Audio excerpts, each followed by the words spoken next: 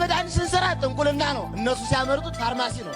እኛ ልብስ ስንሰራ ሽመና ነው፣ እነሱ ሰሩት ቴክስታይል ነው። አይደለም ወይ?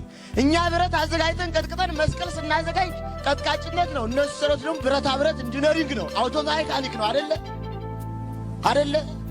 የኛ ሊቃውንት ቆዳ ፍቀው አዘጋጅተው ብዕር ቀርጸው ብራና ዳምጸው መጽሐፍ ጽፈው ሲያዘጋጁ ይሄ ቆዳ ፋቂነት ነው።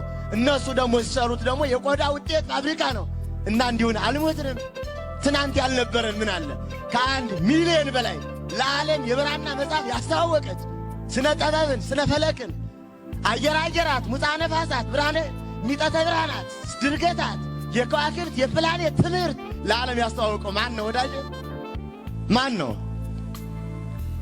ዓለምን በስነ ከዋክብት በስነ ፈለክ የመራው ማን ነው? ዓለምን በስነ መድኃኒት እንዲከፍ ያደረገው ማን ነው?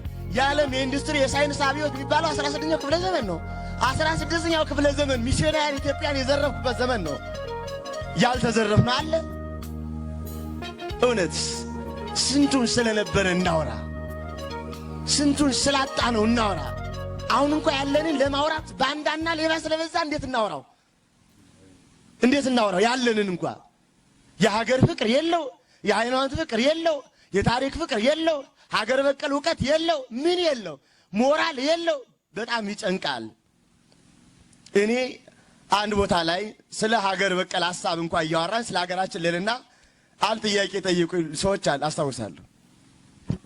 እንዲህ የሚል ስለ ሀገራችን ማወቅ አለባችሁ ሁሉ ጊዜ እንዲህ ስለ ሀገር በቀል ምንድነው? ለምሳሌ እንኳን ሌላው በቅርቡ እንደው ጠላው፣ ጠጁ፣ ኮረፌው፣ ቦርዴው፣ የወይን ጠጅ፣ ፈታ ጠጅ፣ ጭልቃ፣ ማይኑግ ምናምን እነዚህ እንኳን ማወቅ አለባችሁ እያልን እናወራለን። አንዲቷ ምን ብትል ጥሩ ነው? መምህር አለ ጥያቄ። አቤት። ኮረፌ የሚሰራው ከምንድን ነው? ከገብስ። ገብስ ከምን ይሰራል አትልም? የዘመኗ ሊቅ እንደዚህ አይነት ሊቅ ነው ያለን እኛ። እንደዚህ አይነት ምንም የለው። አንዳንዱ እንደ ምሁር ይሰማውና ዕውቀት አይታችሁታል። የዘመነኛ በቃ በደንብ እንግሊዘኛው ፈልጦበት ኢትዮጵያ ለማለት ኢትዮጵያ አዲስ አበባ የሚል አላያችሁም? እየተኮላተፈ በቃ የአበሻ ፈረንጅ ራሱን ያጃጃለ እንኳን ይንቃል፣ ሁሉ ነገር ያስጠላዋል።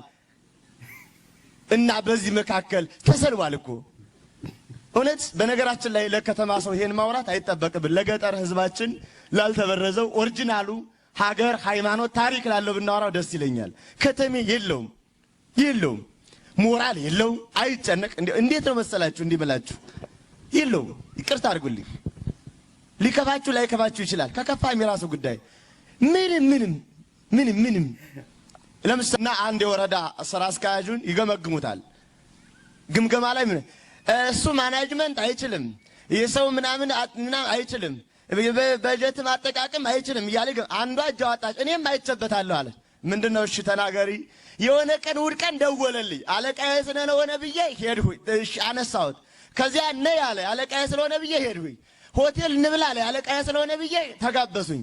እንጠጣለኝ። አለቃዬ ስለሆነ ብዬ ጠጣሁኝ። ከዚያ ደግሞ እንሂድ አለ። አለቃዬ ስለሆነ ብዬ ሄድሁኝ። ከዚያ አልጋ ይዟል። አለቃዬ ስለሆነ እንግባ አለ። ገባሁኝ። አየህ፣ እንዲህ አይነት ሞራል ያለው ህዝብ ነው ያለን።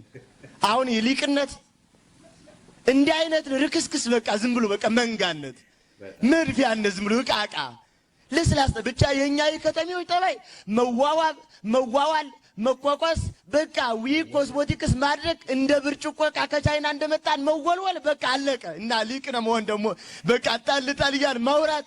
ለዚህ አደራ ይቀበላል። አደራ መያዝ እንችላለን? አንችልም። ትናንት የነበረን ልልና ከፍ ያለ ነው፣ ግን አንገት ያለው ተሸካሚ ግን ያጣን ይመስለኛል። ጆሮ ሁሉ ያጣን ይመስለኛል። አንድ የደብረ ሊባኖስ ሊቅ የተናገሩት አለ። የብሉይ የአዲስ የሊቅ የመነኮስ የድጓ ያቋቋም መምህር ሆነው የሚኖሩ ናቸው ወድቀው። እና አንድ የኔ ቢጤ ከሳቸው ሄዶ ሊማር ይሞክራል። ዳዊት ያስተምራሉ። ዳዊት እምቢ ብሎት በደንብ አልያዘ ብሎ ተነስቶ ይሄዳል። የሆነ ቀን በቃ በአመቱ ተመልሶ ይመጣል። 1-3 ወር ኮርስ ሰልጥኖ ነው የመጣውና ጤና ይስጥልኝ የኔታ እንደምን ከረሙ? ማነህ? አላወቁም። እኔ ነኝ መምህር እንተና አላቸው። ኧረ ረሳሁ። አይ እኔ መምህር እንተና እኮ ነኝ። እንዴት ይረሱኛል? ረሳሁ፣ ትዝ አላለኝም። እኔ መምህር እንተና ምን አዘው የነበሩት? ምን ጊዜ መስማት ጀምረህ መምህር ሆንህ አሉት። ምን ጊዜ ጆሮ ራሱ መስማት ይችላል ወይ? መስማት ሳይችሉ አዋቂ ሆኑብን፣ ተቸገርን። እባካችሁ እንመለስ። ይቆየ